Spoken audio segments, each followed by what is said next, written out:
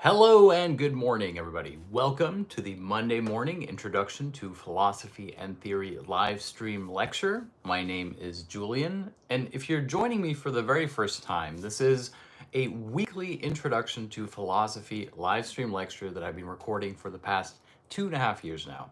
Today, we're going to be discussing the Hegelian dialectic. I'm going to try to give you a very basic introduction to the idea of the dialectic, which is one of the most notable conceptual components of the German idealist philosopher Hegel. If you're a recurring student here, I want to say welcome back. I hope that you are enjoying this series. This is a series that I started a couple of weeks ago. It's going to be a 3-month lecture series dedicated entirely to Hegelian philosophy and theory. Hopefully this will be a good primer or an introduction for you if you're completely new to Hegel. And if you're already more familiar with Hegelian philosophy, hopefully this will be an enriching discussion of some of the concepts that you may already be familiar with and seen in a new light. If you're curious about this project, I already said my name is Julian. I used to be an educator at the University of Oxford Brookes, and during the pandemic, I started hosting live stream lectures for a select group of students. And since then, this small group of students has grown into an enormous global community of like-minded learners and thinkers, and I'm ever so grateful for that. It's an enormous privilege that I get to host these sessions with you Monday morning every single week. It's hugely enriching for me, and I hope that it's also been valuable for you. If you'd like to support these open access lectures, which have always been and will always be entirely free on the internet, please consider becoming a patron. As a patron, you can also download my ebook titled The Complete Guide to Zizek, which collects volumes 1 through 8 of the Guide to Zizek ebooks that I released over the course of the past 2 years teaching these weekly lectures. Okay, so we're gonna dive right in, but first, please do drop a comment letting me know where you are joining me from. It gives me tremendous pleasure knowing that we are connecting around the world, and I'm always very, very happy to see where you're joining me from. I see someone joining from Switzerland. Hello, Switzerland. Grüezi, I think. I see Iran. Hello, Iran. I read comments in the very beginning of the videos, and then I sort of jump in. Hello from India, or hello to India, Egypt, South Korea, Brazil, in a couple of months. I'm very curious about it. Paris, Philippines, Slovenia. That's absolutely wonderful. Kosovo, India. Thank you guys so much. It's genuinely mind-blowing to me. Like, even after doing this for such a long time, that we're connecting. Like Melbourne, Australia, that's insane. Okay, so let's jump right in. Today we're going to be talking about the dialectic, and I'm going to try to give you a basic primer, an explainer, if you will, as to what the Hegelian dialectic is all about. And I'm going to try to do that in a way that hopefully makes sense for complete beginners, but will also be enriching for people with a little bit more knowledge of the idea. First of all, I want to say that if you're interested in reading about the dialectic, one book that I would really recommend, in fact, this is probably my favorite book on dialectics, is Valences of the Dialectic by Frederick Jameson. It's a difficult work. It's quite technical. So if you're a complete novice, it might be best perhaps to read something else. But if you're interested in a more technical philosophical text, I highly recommend this Verso publication called Valences of the Dialectic by Frederick Jameson. So when we refer to the dialectic, there's at least two ways of looking at the dialectic. First, we have the idea of the dialectic with the article, perhaps dialectic capital D. And then we have the notion of something being dialectical. And I thought we would begin with the notion of something being dialectical, which you may or may not have heard before. And then we're going to link that back to the notion of the dialectic and why it's such a key component of Hegel's system. Now, one of the central aspects of something being considered dialectical is that it tends to be a problematization of what appears to be a binary opposition. I'll give you an example, and this will make sense to people who are joining from the UK. In the UK, there used to be a fashion brand called Jack Wills. And Jack Wills was a hugely popular fashion brand between like 2010 and 2015 or so, back when I was working as a university educator. In fact, this was one of the most popular brands for students to wear. And one of the things that Jack Wills had figured out was their slogan was fabulously British, believe it or not, and they sold the idea of British upper class boarding school style preppy clothing to university students around the world. Of course, anybody could buy the clothing, but it was specifically tailored to students, and they would host events at universities giving away free merch, etc. And so Jack Wills was the most recognizable brand associated with preppy dress in the United Kingdom at the time. Well, lo and behold, I recently discovered, having left the UK for a while now, that Jack Wills has completely rebranded itself. And now it no longer sells preppy clothing that is supposed to signify being upper class. Instead, it sells sportswear, extremely accessible sportswear that is marketed and branded towards a much more, let's say, ethnically diverse audience, and that in its presentation seems to be more closely designed to match the aesthetic of a reality TV show like Love Island than it is to do Downton Abbey. And here we see what you might call a dialectical movement. We see what the two opposite things, preppy clothing toward, let's say, more accessible sportswear, in fact being a dialectical unity of opposites, if you will, where they're one and the same thing. They're simply exploring two different facets of the market. Now, of course, this is simply an example or an illustration of the dialectic, but remember I said one of the key aspects of dialectics is that what appears to be a binary opposition is usually problematized. In this case, what appears to be a brand that is catering to two audiences is in fact the dialectical movement of a brand exhausting its market appeal and finding further revenue in the exact opposite way, similar to what within Marxist terms would be called reification. Hence also why the dialectic and the idea of dialectics is not just commonly associated with Hegel, but even more commonly associated with Marxism and the critique of ideology and capitalism. Now that we've explored the basic tenet of the dialectic, which I've referred to as the problematization of the idea of a binary opposition, we can see the same thing in Hegel's theory of the dialectic, which is a reference to Plato's dialectic. And before I explain the Platonic dialectic, I'd like to briefly note that Hegel himself doesn't really use the word dialectics very frequently. In fact, it's one of the ironies of philosophical inquiry that we refer to Hegel so often by means of the Hegelian dialectic, when this isn't an idea that Hegel himself formalized. Now, what's key here is that the reason doesn't explicitly come up with a system or a method of the dialectic that can be applied in a kind of 1, 2, 3 movement. We'll return to the idea of thesis, antithesis, synthesis, and why it's not Hegelian in a moment. Is that for Hegel, the very idea of the dialectic is that it is supposed to be non-systematizable, that it's not something that can be put in a formulaic or formal structure. In fact, when you learn about Hegel, the first things that you'll learn is that Hegel is an anti-formalist. This is both in the sense of being an anti-Kantian formalist, but also specifically against the idea of formalism in general. If you're curious what formalism is essentially the positing that there is a formal structure that can be applied to metaphysics. For example, the classic Platonic metaphysical binary, which is then adapted in Kant, of the idea of the opposition between essence and illusion, or essence and appearance, which then becomes transformed to the Cartesian inquiry into the subject as the opposition between subject and object. And one of the things that you will see within Kant is that Kant essentially transposes the Platonic metaphysical formalism between truth and illusion by placing it into the Cartesian mode, the supposedly empirical mode, right? Hence why Kant is Kant frames his critique as being a critique in an empirical sense, that truth and illusion, that metaphysical binary, the formalism, becomes then referred back to the idea of subject and object. Object containing truth, the objects in themselves for Kant, and subject being the self-perceiving subject who thereby creates the idea of the objects in his head through concepts. All of this I've covered in the previous lectures, so apologies if I'm going a little bit fast here.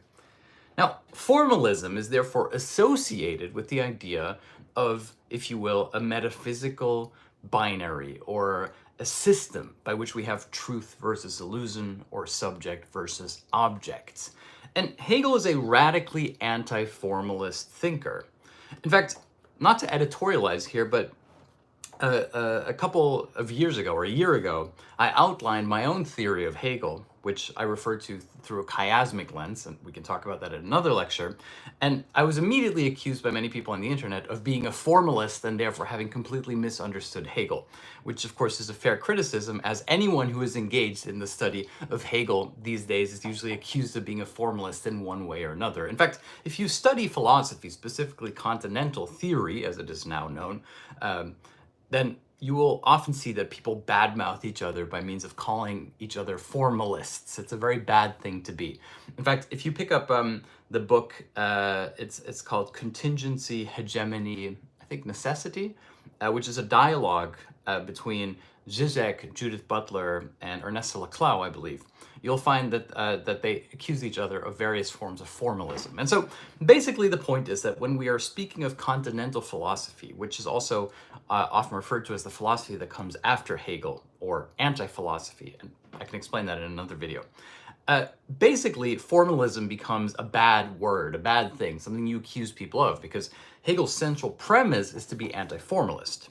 Now, the reason that I'm telling you this is that in order to understand Hegel's dialectic, you have to understand that he essentially radicalizes the Platonic dialectic, which in and of itself is a formalist dialectic. And so the central premise of the Hegelian dialectic is to liberate or problematize the formalism of the Platonic dialectic. See, we're going back to the idea that the dialectic problematizes the notion of binary opposites.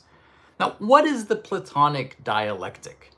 Well, if you're familiar with Plato, you know that one of the primary innovations of Plato's philosophy is the idea of the Socratic dialogue. And the Socratic dialogue is actually very clever because essentially what Plato does is that he takes the predominant mode of thought of his era, which is sophism, namely the teaching of rhetoric, and he applies it to a philosophical system, which is kind of an amazing thing to do, right? Think that sophism is the predominant philosophical mode in which people frame and view the world. And in a sense, Plato uses sophism against itself. He uses the rhetorical feature of dialogue to thereby posit a philosophical system, not only in dialogue, namely not only in the content of what is said, but also through the very form of the dialogue exchange itself. Now, what I mean by that is that Plato's philosophical system isn't just made apparent through the arguments that are leveled against each other in the dialogues, often by multiple speakers, but that the very form that the exchange takes, namely the dialogue back and forth itself, becomes a philosophical system unto itself. This is known as the Platonic dialectic. Namely, I'll say it very simply and then I'll try to do it more technically. Namely, the process by which at least two people exchange in dialogue or rhetoric, thereby contradicting, we lost the connection? Thereby contradicting each other until a higher form of thought is reached. Now, the common sense version of this would be to essentially say that we have two people on a panel discussion, essentially, who are exchanging ideas and who in debating each other tend to ratify the ideas until they're honed into a kind of perfect conclusion. This would be a kind of centrist Plato, and that's not really the Plato that we're interested in. The Socratic dialogue isn't necessarily about the idea that two people should have a dialogue until they come with a kind of consensual agreement as to what the truth is.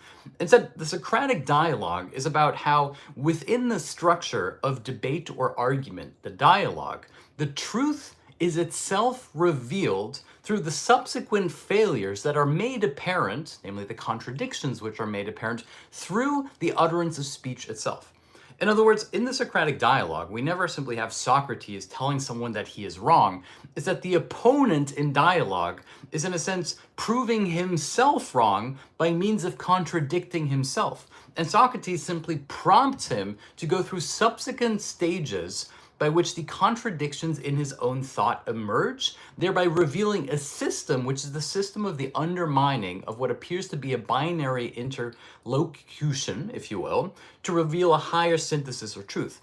However, what's key here is that the truth isn't something that emerges at the end, like a pot of gold at the end of the rainbow, where the two speakers have found a kind of consensual conclusion that they can both agree upon, and said the truth is itself contained within the very form of the system by which it is not at the end, but within the dialectical exchange between these two speakers. Now, you've probably heard of the Fichtean triad of thesis, antithesis, synthesis. And within the Platonic dialogue, which is, of course, therefore the Socratic dialogue, the Platonic dialectic being the Socratic dialogue, we can see the first, if you will, iteration of the Fichtean system of thesis, antithesis, synthesis. Namely, as soon as the speaker posits a position, usually Socrates or his opponent, we have the antithesis, namely the rebuttal or the counter-argument, and this leads to a higher form of thought, namely the idea of the synthesis. And once again, it's important that the synthesis isn't simply the conclusion that is reached at the end. In fact, for example, in Plato's famous dialogue on friendship, they decide that the definition of friendship is that it cannot be defined, that friendship is a kind of sublime entity, and that therefore it would make no sense to posit that the synthesis of friendship is that they've come up with all the formal normative characteristics of what friendship stands for. Instead, the very idea is therefore that friendship cannot be defined save for the process of two friends coming together to discuss what friendship might be. Therefore, the very failure to define friendship is a key component of what it means to be friends to each other. Here we have, to my mind, the perfect example of synthesis within the Socratic dialogue. It's not that two people have opposing views on friendship and determine what the ideal solution is. It's that the very absence or lack of the definition of friendship thereby provides the necessary feature for the dialogue to continue. And so, to put it very simply, friendship is therefore hanging out with friends, not being able to define what friendship is. It's elusive. And in a strange sense, that's true for the dialectic as well. The dialectic is precisely not that which is definable at the very end, but precisely the persistent failure of the binary to resolve itself into any kind of salvageable solution, if you will. Now, let's take a little moment here because we're going to make it just a little bit more complex. This means that if we apply the idea of thesis, antithesis, synthesis to the Socratic dialogue, we can already start detecting why it's not strictly speaking a formalism. In fact, usually thesis, antithesis, synthesis is posited as a 1-2-3 movement. We have the thesis, something which is posited. Then we have the antithesis, that which it is contradicted by, namely everything that is posited creates its own contradiction or opposition. And then we have the synthesis, which is supposed to be the somewhat magical, unclear resolution of opposites into some kind of new ideal form. And yet, even if we go back to the Socratic dialogue, we can see that this doesn't work, as I said before with friendship. Instead, if the idea of friendship is a kind of sublime entity that exists precisely by means of its failure to be defined, similar to how Adorno characterized society as a society that cannot define itself as therefore a healthy, thriving society, then the idea of synthesis can't simply be the third step after a 1-2 movement of contradiction. Instead, in a way, the third step, the synthesis, doesn't fully resolve. It remains stuck within the dialectical motion of 1 and 2, of thesis and antithesis. In fact, if you've ever heard of Hegel's famous idea of Aufhebung or sublation, here we have essentially that process in a more conceptual framework. For Hegel, the idea of sublation, Aufhebung, which is so key to the notion of synthesis, has to be understood in at least 2 different ways. This is where Hegel is someone who likes to use puns in order to make his examples clear. And before people say that this is a bad thing, that, Hegel's theory can't be true because it can only be expressed in German, etc., Hegel was interested in puns and language games in general. Like, there was a certain point where Hegel thought he was going to be working in the Netherlands, and so he wrote a letter to a friend asking him to instruct Hegel as to the wordplay and puns that were implicit or explicit within the Dutch language. The reason that Hegel was interested in puns goes back to the idea of friendship. If friendship within the Socratic dialogue is that which can never be properly defined or expressed, then it is precisely within puns, within this breakdown of meaning within a language that nevertheless contains a kind of implicit truth, that we have something that comes closest to the Hegelian dialectic. And so Hegel's interest in puns and word games isn't simply a fanciful rhetorical feature, it's the idea that the truth is contained precisely within these seemingly unstable semantic expressions. And so to go back to the word Aufhebung, sublation, which is what it is usually translated to in English, Aufhebung has at least two meanings. Meaning number one is that you lift something up. For example, if I lift this coffee up, it is aufgehoben. Aufheben means to lift something up, for example, from the floor. Then we have aufheben, which means to save something. For example, I'm drinking this cup of coffee, but I'd like to save it for later. Then I can put it where I can keep it. Ich werde es aufheben. I will keep it for later. Now, this double movement can therefore be applied to the idea of the Socratic dialogue, right? For example, if the synthesis isn't the end goal, the conclusion that where we find a satisfactory agreement between the two parties, if the synthesis is precisely within the form of the system itself, remember, friendship isn't something which can be defined. Friendship is precisely the process of trying to define what friendship is. Then we have the same thing for the idea of synthesis as Aufhebung. Namely, in this sense, friendship, to continue the example, friendship is both that which is elevated above into a conceptual framework, but also that which is retained within the very positing of the concept itself.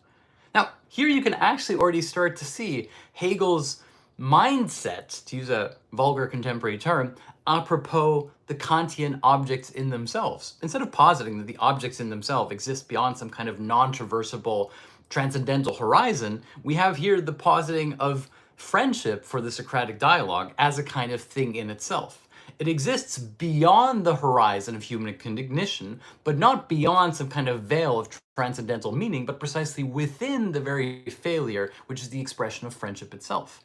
Here we have again the dialectical movement, which you might call the way in which the obstacle becomes its own success, or the failure becomes its own success.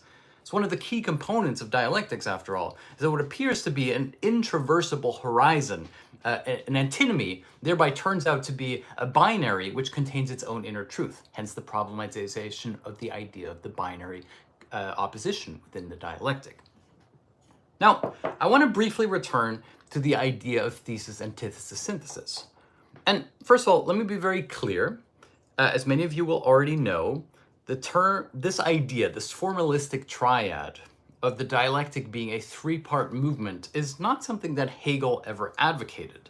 Worse yet, it's something that Hegel was strongly against. It's one of the aspects of Fichtean idealism that Hegel rejected. And so there's a certain historical irony to the fact that today Hegel's idealism is often taught as being about thesis, antithesis, synthesis. Now, one of the reasons this has remained such a predominant way of interpreting Hegel is that it's easier to teach Hegel if you neglect his central anti-formalist gesture. Why? Well, because most education, certainly most English education or Anglophone education, I don't know what you'd call American English education, tends to be normative in nature, by which I mean that most American and English education is about the transferal of nuggets or pieces of wisdom and knowledge that can be transcribed by students and therefore remembered and considered as being either good or bad, something to be approved of or dismissed. In fact, if you go back to certain English philosophers like Bertrand Russell in his history of Western philosophy pretty much clearly states that he considers that we should go through the history of philosophy, decide what is worth keeping and what is best to be dismissed. Now, this is completely antithetical to the Hegelian philosophy. In fact, enemy number one for Hegel is the idea of Verstand. The dialectical opposition that Hegel creates within his logic is the idea of Verstand versus Vernunft. We can see this in the phenomenology as well. Verstand versus Vernunft. Verstand is what you might call common sense. Vernunft for Hegel is reason, capital R, a kind of higher knowing, or for Hegel absolute knowing. And Hegel, if you will, is an anti-wisdom philosopher, an anti-common sense philosopher. Hegel doesn't believe that the task of philosophy is to make obscure things clear. And certain opponents of Hegel would in fact argue that it is the exact opposite. It is to make things that seem seemingly clear obscure. And hence why for Hegel, even in his writing, even in the logic, we don't have the point-by-point exposition of a philosophical system. Instead, we have, perhaps closer to the system of the Socratic dialectic, the Socratic dialogue, we have the exposition of a system through which you have to take every step yourself. In fact, to briefly editorialize here, for the past 2 years, I've referred to these lectures here as being dialectical in nature. Now, that isn't simply a pretentious statement as to the intent of these sessions, although perhaps it is slightly pretentious, but above all, it is meant to imply that none of these lectures are meant to give you bullet points or downloadable nuggets that you can simply put on a piece of paper and hang up on the wall and thereby say, now I know Hegel. In fact, I really dislike, although I'm sympathetic to certain aspects of it, I dislike the idea that philosophy is like tourism of human thought, where you spend one day in Paris and you take pictures of all the highlights and then you go home and you look at them and you've done Paris. Many people seem to think the same of philosophy, that you can simply go from Kant to Hegel to Schopenhauer, and you take the central concepts and you weigh them against each other, and then you've done Hegel or you've done Schopenhauer. Nothing could be less true for Hegel. And whilst this might work with some other philosophers, it really doesn't apply to Hegel. Hegel's entire philosophical system is designated for someone who loses themselves in it. In fact, Frederick Jameson has a quite nice expression here where he says that in the same way that modernist literature can only ever be reread, the same is true for Hegel. You can't read it directly. In a sense, you can only reread it. You can constantly approach it from different angles. For example, imagine a subject in a photography studio who is lit by different lightings, and depending on which bulb is on, you see a totally different person. Like, you know, you put a light under your face and you look like a monster, and then you put a light to your side and suddenly you look really handsome. This is the Hegelian approach to philosophy. It's that we have to light the same ideas over and over from different ways of seeing them, therefore realizing the idea of reason within ourselves through undergoing this process. Therefore, one of the most radical things about Hegelian philosophy is that even the studying of philosophy isn't simply the neutral standing back and the absorption of philosophical wisdom into oneself, but precisely the process of the philosopher itself. To put that a little bit less abstract, Hegel posits that by reading him, you are already participating in the task and the project of philosophy. That you are a philosopher simply by means of reading his work. Hence also why when Hegel argues that his work represents the end of philosophy, he's not simply saying that he's created the most wise work that puts end to discussion that all the other thinkers had started. Instead, it's almost the exact opposite, that with the supposed end of philosophy, Hegel is declaring the end of a metaphysical binary or opposition between truth and illusion, whereby you can simply stand back and aspire to climbing the transcendental ladder out of the cave into the truth, and that therefore the very process of being a philosopher has become itself subject to the exposition, if you will, of reason through subjective knowing into what he would later deem absolute knowledge. Therefore, everyone becomes complicit. History itself becomes complicit. There is no more standing back. It's the declaration of the end of the idea of the supposedly critical, empirical, neutral, objective subject. And it's a radically subjectivizing stance on the very possibility of phenomenology or how things appear to us and the interpretation thereof. Therefore, one of the ironies of Hegel's work is that once Hegel's work becomes, if you will, discovered, and the phenomenology of spirit, let us not remember, was a total bomb when it first was released, is that Hegel's philosophy declares not just the end of history or the end of philosophy, but ushers in an era in which philosophy is rediscovered through seemingly anti-philosophical positions, be it Wittgenstein, be it Kierkegaard, be it, of course, Marx, be it Freud. all of which are anti-philosophical systems, namely anti-Platonic systems, that thereby continue the idea of the Platonic inquiry into the metaphysical opposition, save now through a dialectical notion. And even those writers who perceive themselves as being non-dialectical, like for example, a Kierkegaard, nevertheless remain what are therefore distinctly dialectical features. The Kierkegaardian idea of the leap of faith, that we have to take a leap of faith in order to contingently activate the necessity of our own being, is a distinctly dialectical proposition. In fact, once you take the notion of dialectic and you go back to all the Hegelian concepts, you see how they simply radicalize previously existing positions. The Kantian notion that duty is the highest form of freedom therefore finds itself reflected within the Hegelian notion of the dialectical relationship between freedom and being subject to someone or something, which we then find within Kierkegaard, or we find within Lacan and Freud.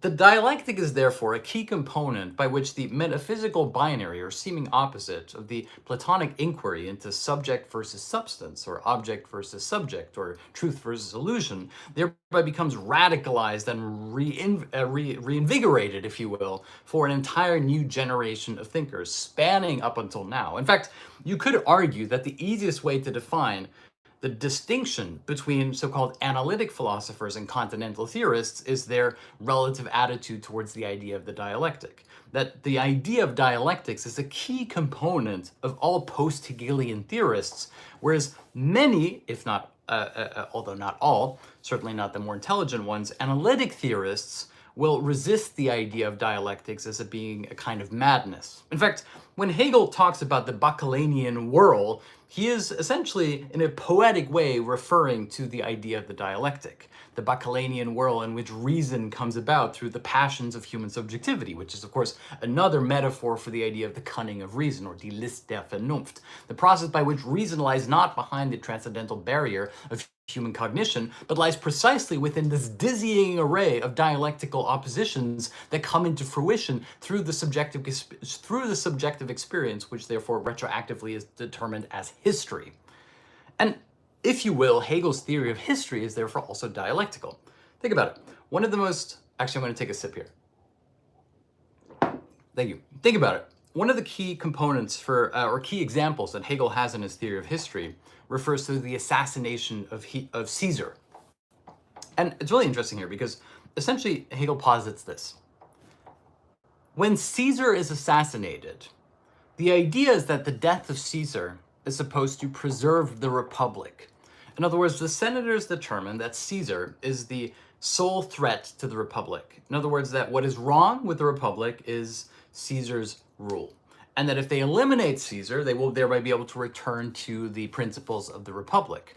Of course, nothing else could be true. In fact, you could argue that if it were not for the assassination of Caesar, then the Augustinian reign would never have come into being, thereby initiating the age of emperors and the end of the Republic. Hence, the Hegelian argument, which is therefore the dialectical theory of history, is that what appears to be the obstacle, namely Caesar, is in fact that which has to necessarily be removed so as to activate the very thing that it was supposed to protect against. To put that more conceptually, Caesar becomes the vanishing mediator for the Augustinian rule. Hence, what is perceived as the obstacle to the Republic becomes the very way in which the Republic is doomed. Here again, we have a dialectical motion of history. It's not simply the forward movement, it's that we have the positing of the Republic, which misperceives its antithesis in Caesar, thereby eliminating it and not coming up with a synthesis that is a higher form of it, but precisely how that which the Republic was no longer was universalized into a condition of Augustinian rule. Again, I'm putting that a little bit too complicated. So essentially the position is this. The dialectical unfolding of history is never the forward movement of a predetermined rational arc, if you will, but instead precisely the cunning of reason, die List der Vernunft, by which human passions are used against each other in a contradictory form to reveal precisely the opposite of what the intended purpose was. Hence, the Augustinian rule comes into being not because of Caesar, but in a sense, because of Caesar's assassination, the death of Caesar, thereby being the beginning of the rule, the very thing those senators wanted to oppose. And this principle of dialectics is something like almost like a snake eating its own tail, is something that you can see then applied within the Marxist critique of reification. That reification, which quite literally is the way in which the ruling class's ideas become the ideas of the masses, if you will, is therefore also precisely how people seem to pursue their own freedom, and yet in the pursuit of their own freedom become slavishly beholden to the incentive structures of the ruling class. To put that a little bit more simply, what is the way in which people are enslaved today? As Nietzsche once put it, the easiest way to enslave a man is to promise him that he is free, or to tell him that he is free.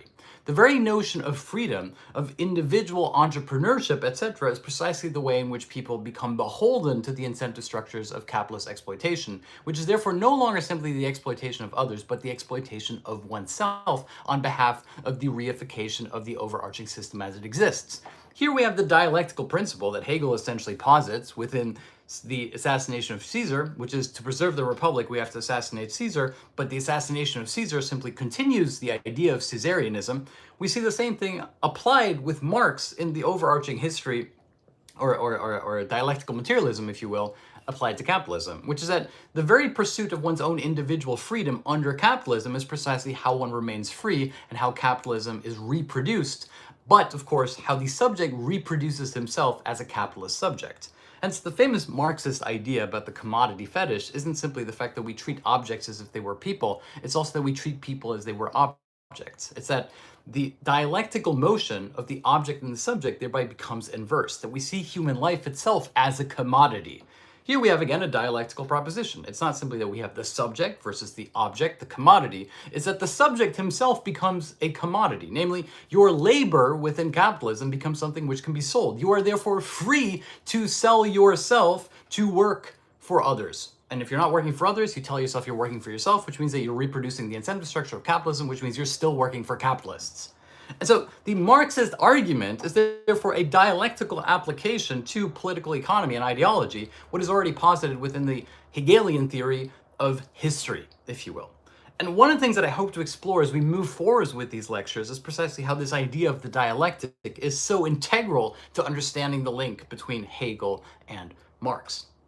Now, let's end here briefly on a summarizing note, on a conclusive note, which is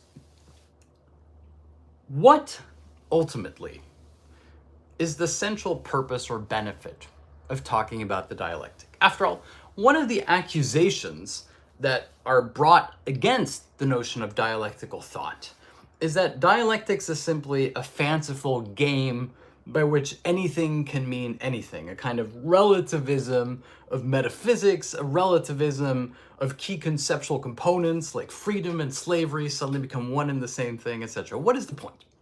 Well, the point to me of dialectics is to understand how Hegel's radicalization of Kantian formalism and Platonic idealism contains within itself the budding movement, or whatever metaphor you want to use, the moment in which the system of philosophy opens up into what therefore becomes the possibility of a critique of ideology. In fact, as Frederick Jameson argues in his book, The Balances of the Dialectic, within the idea of the dialectic, we have essentially what is one of the first critiques of ideology, namely the critique of ideology in its most literal form. And apologies for being a bit abstract here, but in its most literal form, the critique of ideology is how one exposes the hidden content that lies within the form itself.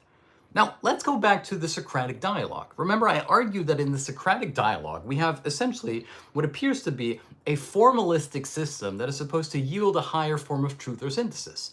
And yet, within the very form, we find a hidden content. Now, the obvious content, the content that is revealed to you, is what the speakers are saying. Socrates says something, his friend says something, they go back and forth in dialogue until they reach a higher form. This is the overt content of the discussion, what Hegel would refer to as Verstand, or common sense, quite literally, because Plato is using the idea of sophism, or the teaching of rhetoric, against itself. But how is it being used against itself? Well, because within this exchange, the Socratic dialogue, within the form of the utterance itself going back and forth, we have the positing of a system which is precisely deeply anti-common sense, anti-Verstand, which is not the realization of a kind of centrist assumption or agreement at the end, but precisely the impossibility of ever finding a true resolution, save for the back and forth movement, which is therefore precisely dialectical. This means that the hidden content in the form of the Socratic dialogue is precisely this if you will, non-dialectizable dialectical substance. And this, for Hegel, is the new definition of metaphysical truth. Not something that lies beyond the horizon of knowledge, but instead something that lies within the impossibility of this transcendental binary itself. In other words, within the idea of the Socratic dialogue, we have the seed of what is therefore already its own antithesis. This is one of the beautiful things about going back to Plato, is you realize that the entire Hegelian anti-formalist argument is already preceded or foreshadowed within the Socratic dialogue itself, but has to be revealed through thousands of years of historical utterances leading up to Hegel. And here, in a sense, we have the cunning of reason in two ways.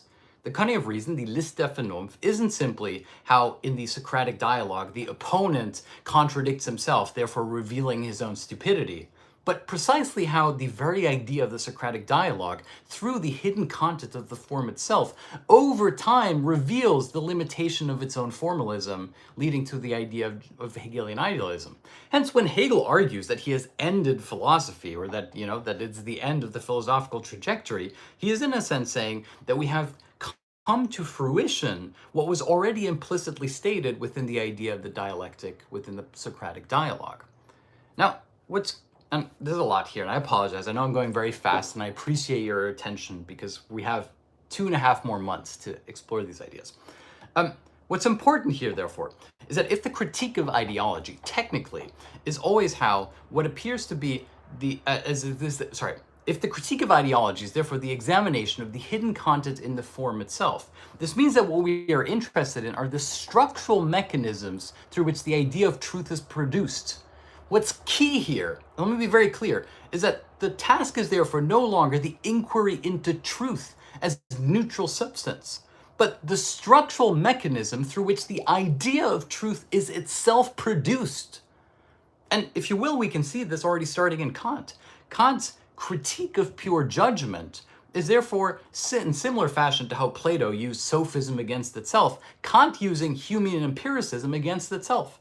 Namely, the critique of pure judgment is a paradox, or if you will, a dialectical proposition, which is to say, how can the idea of truth be pure if it is already mediated through the subject?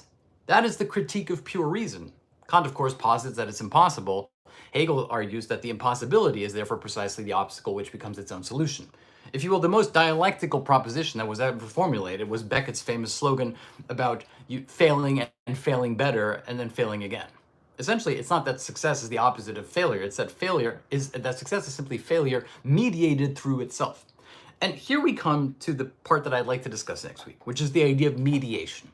What is key for Hegel, therefore, is that the dialectic is neither system nor formalism, but, if you will, the process of mediation through a substance which is externally internal to itself. Now, that's very, very abstract, but essentially what Hegel is therefore arguing is that we cannot hold on to a formalistic stance as to thesis, antithesis, synthesis.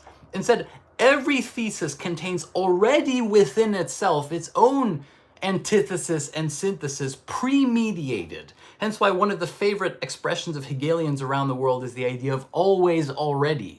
It's that the thesis is always already pre-mediated within itself, and that therefore the synthesis is identical to the pre-mediation that has occurred within the thesis. And now we have something really radical and really new, which is that instead of having the linear positing of thesis to antithesis to synthesis, which we've already shown in this lecture to be nonsensical in terms of the Hegelian dialectic, we have the dialectical substance that has already occurred before the idea of thesis has even been uttered. In other words, Hegel is positing here, if you go back to the Socratic dialogue, where does one even start to posit? How is it that the two interlocutors already have the autonomy through which they can posit? What is the grounding upon which this exchange is even based? And now the Hegelian dialectic, rather than simply being an Ouroboros that eats its own tail, suddenly collapses into an infinite system. In fact, what Hegel's essentially doing is that he's teleologizing the idea of ontology. That ontology and teleology, which used to be a formalistically contradictory system, ontology being the inquiry into the nature of being and teleology being the inquiry into the nature of purpose, suddenly become one and the same, dialectically intertwined.